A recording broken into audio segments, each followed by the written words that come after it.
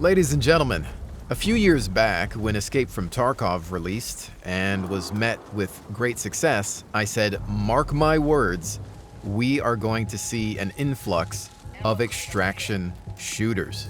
And well, here we are. Not that long after the release of Arc Raiders, we are now looking at Bungie's Marathon. And for those that are not familiar with the franchise, the original Marathon released in 1994. That's 1 year after id Software's Doom, to give you a frame of reference. Of course, the original Marathon wasn't an extraction shooter, and this game almost wasn't either. Believe it or not, its original concept was far more similar to the MMO Dark Age of Camelot, where the game would have featured a online persistent world and realm versus realm style combat. And as a big Dark Age of Camelot fan, I have to say I'm a little disappointed that that concept didn't work out. However, I have to say I was pleasantly surprised by what I did get to experience during the server slam, and look forward to playing more at release. With that said, while I do believe there's a solid foundation here for a great extraction shooter, I don't think the title's without its flaws. To start with some of the good things about Marathon, in my experience, I felt that the game's performance was phenomenal and the gunplay was absolutely fantastic. Probably one of the best things about the game for me is the gunplay, the combat, the pacing, the overall feel of how the weapons operate was top-notch. If you're a fan of Halo or the Destiny franchise, you'll feel right at home here with how the weapons operate. ADS gameplay felt smooth, shooting from the hip was also viable, especially in close quarters combat. There's plenty of weapon variety, even though we didn't get to experience everything within the test. There seemed to be a good combination of long-range and close-quarter weapons. The performance of the game, for me, was also fantastic. Hot knife through butter. No hitches, no stutters, even frame pacing, decent frame rates, utilizing DLSS on quality mode with my RTX 4070. It ran very, very well. And this was all without an NVIDIA game-ready driver or frame generation. One of the biggest complaints that I kept hearing about during the server slam was that the time to kill, or TTK, was too low. People felt that they were getting eliminated too quickly, that they didn't have enough time to react to incoming fire. To that, I would say that those people perhaps need to think about utilizing cover a bit more. I tend to favor lower TTK because I feel that it rewards positioning and not just reflex, and so therefore it gives everybody a fair shot at survival. But when it comes to an extraction shooter, I can definitely understand the logic behind requiring a higher time to kill when loot is on the line. Ultimately, I believe that Bungie needs the time to analyze the data. Let's give them a month or two to figure out if things need to be adjusted. In time, you'll end up with more equipment, especially shields. And once you get blue or purple shields, you'll notice that the time to kill increases significantly. And while that significance might be subjective, based on my experience with other extraction shooters, it's a matter of time before gear changes the gameplay completely. Next up, let's discuss aesthetics, the sights and sounds of Marathon. The game's visuals, or the art style, has been incredibly polarizing. Since its reveal, people haven't really taken to the look of the game. Bungie calls this art style graphic realism, and the graphic is related to graphic design, so it has a textural feel or vibe that resonates with certain types of graphic design work. There was some controversy related to stolen art assets. However, this has been resolved. The artist was compensated. Much of that art, I believe, was 2D asset based and related to certain texture work. However, I don't know everything there is to know about that situation, so I'm going to leave it at that and tell you that I enjoy the visuals. I think the game looks pretty good. It's unique and weird, and it doesn't look like Arc Raiders. It doesn't look like Escape from Tarkov. It doesn't really look like much of anything I've seen before, and I think that's a good thing. I don't want to play another clone of Escape from Tarkov. I don't want to play a clone of Arc Raiders or any other extraction shooter. I like when a developer dares to be different, and I think they've done it. The game apparently used to be a little bit brighter and flat, and it seems that they've rectified that by adding more grit, wear and tear to the world, playing around with lighting, textures, shaders, volumetrics, and all kinds of other fancy video game terminology that I will not pretend to understand. Is it still a little too bright and colorful in some areas?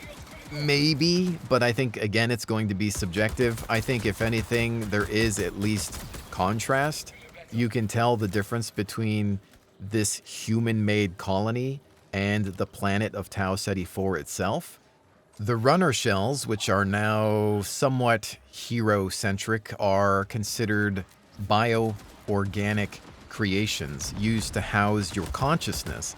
And if you're the kind of person that prefers to play a game where you take on the role of a special forces operator, then you might be a little disappointed, because these runner shells are definitely out of this world.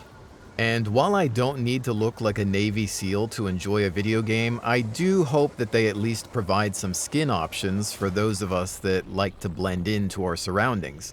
Because based on what I saw during the server slam, a lot of the skins, whether they were for runner shells or weapons, felt like survival downgrades.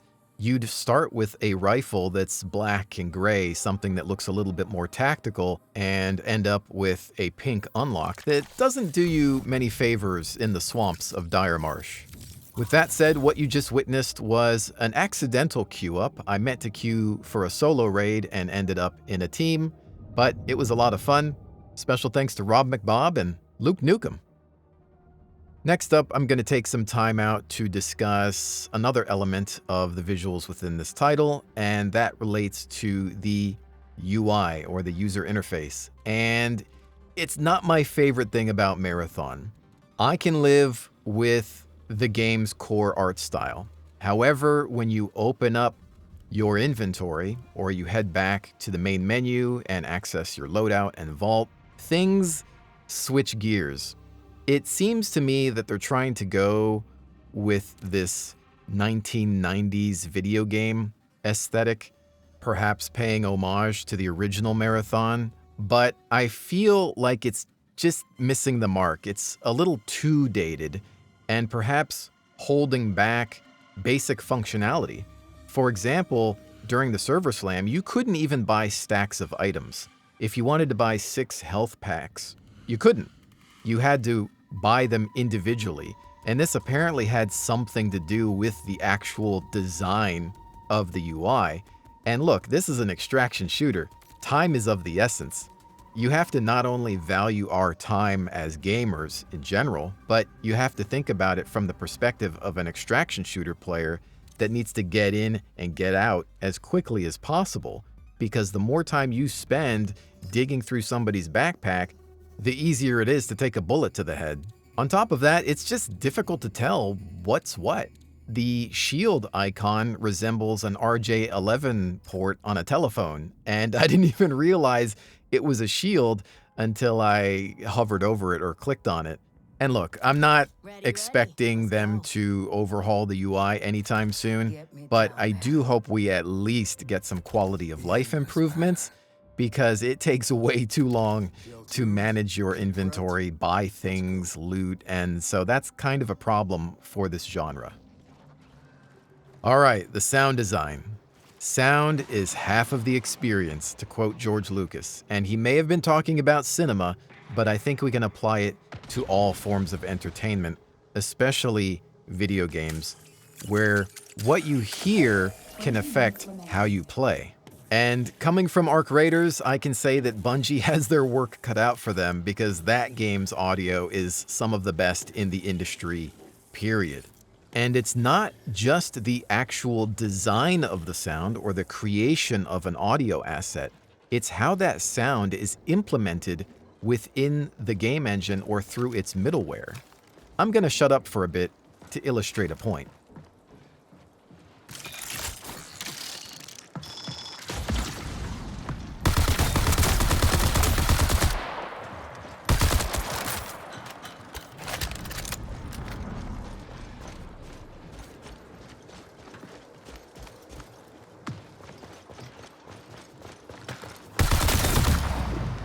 All right, so I might be a little picky here, and let's keep in mind that this is all subjective. No disrespect is intended toward the sound design team at Bungie. For the most part, I think the game sound is really good, especially regarding the ambience. My main criticism is related to the gun audio. The ballistic weapons tend to feel very synthesized, and on one hand, that probably matches the game's aesthetic. However, when your machine gun sounds like a kick drum, it's a bit off-putting. On top of that, the bigger issue, I think, is the implementation. So, in video games, unlike linear editing for a film, you have to implement your sound. You have to tell the game engine or a middleware software how to play that sound back to the listener.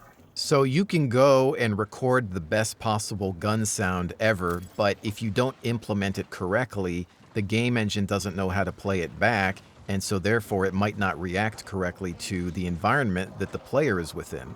In the example there, when I eliminated that runner, I was sort of indoor-outdoor. There were a lot of hard surfaces surrounding me, but for the most part, the audio indicated that I was outdoors without obstruction, and so I felt like it was presenting more of a delay, and I think we needed a bit more reverberation. And again, I know this sounds like I'm probably nitpicking a bit too much here, but I think what I'm trying to say is that understanding where a sound is coming from has a lot to do with not only how distant the sound is, but where the sound is located. In a game like Arc Raiders, I can tell where an enemy is by simply opening my ears. Okay, they are this far away. They're in a building. They're in a tunnel. They're in a small room. They're in a very large cavernous space. They're outdoors. They're in the middle of a valley or inside of a forest. It's quite impressive. Distant gunfire all sort of sounds the same. No matter how far away you are, it only changes in volume. So it almost feels like the playback system for Marathon is limited, as if it's only providing a few parameters for audio playback, whereas a game like Arc Raiders or Battlefield has multiple parameters for when and how to play back a sound file. And again, to be crystal clear, I'm not confirming that this is the issue. I'm not saying I have a full understanding of game engines or middleware or sound implementation in general. I can't do it. I don't do it. I work with sound in a linear fashion, which is a lot easier. If I want to put a reverb on a gunshot for a film, then I apply a reverb effect to an audio file or a track or a bus, and I'm done. Game dev ain't easy. And in this example, you can tell that things are happening indoors. There is a reverb being applied, but it's fairly subtle. The rest of the sound in the game, I don't have an issue with it. The elimination sounds, the gadgets, all the equipment, the user interface, interacting with computers, using health packs and shield rechargers, all of that stuff sounds fine. It's immersive, everything seems to make sense within the confines of Marathon, and no complaints there.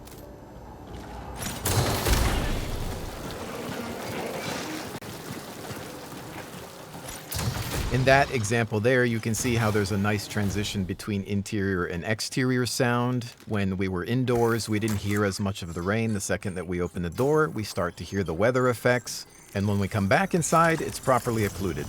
Geological data secured. Warning, temporal aberrations detected. Also, in this game, it does appear that we are getting real voice acting, which is nice. There are some proper non-AI voice actors attached to the project, which I'm always happy to hear because, well, there are some other games out there that are going the way of artificial intelligence for acting, and as somebody who has been fortunate enough to do a little bit of voice acting in his career, it is nice to know that real human beings are still being utilized for their talents. Next up, let's listen to some of the ambient sound. of Tau Ceti 4.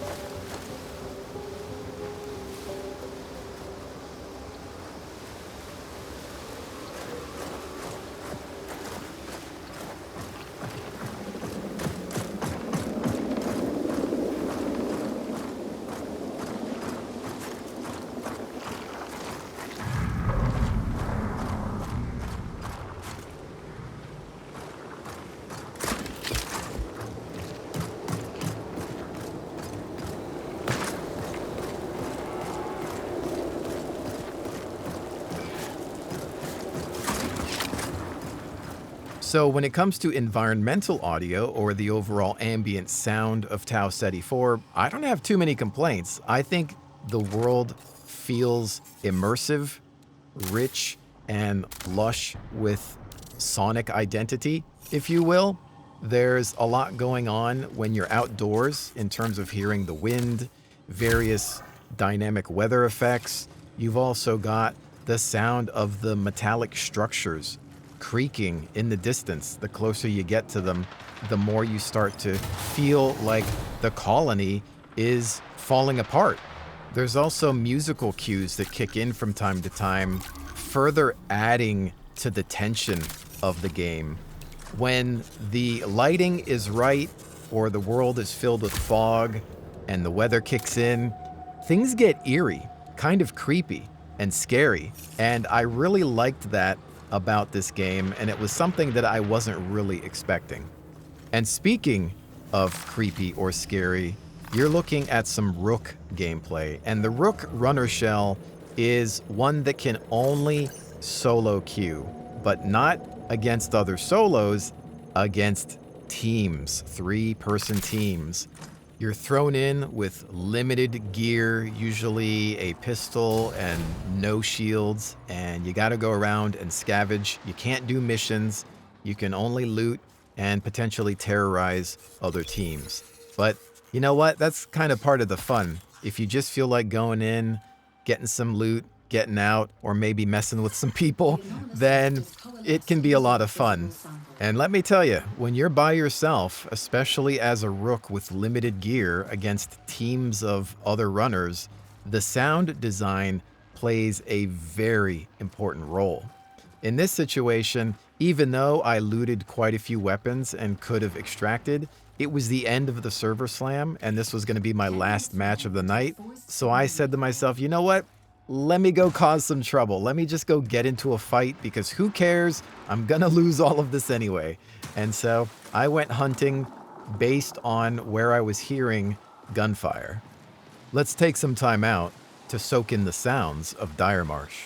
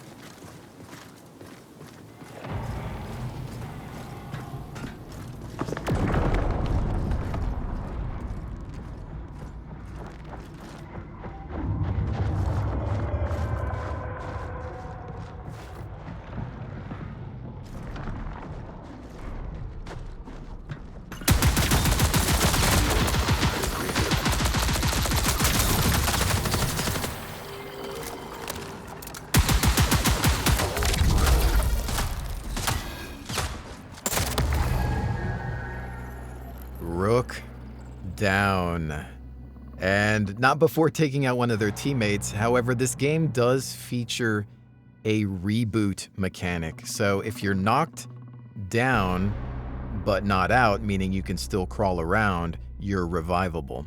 However, if you get eliminated in that state, you can then be rebooted after, I think, a 20-second timer.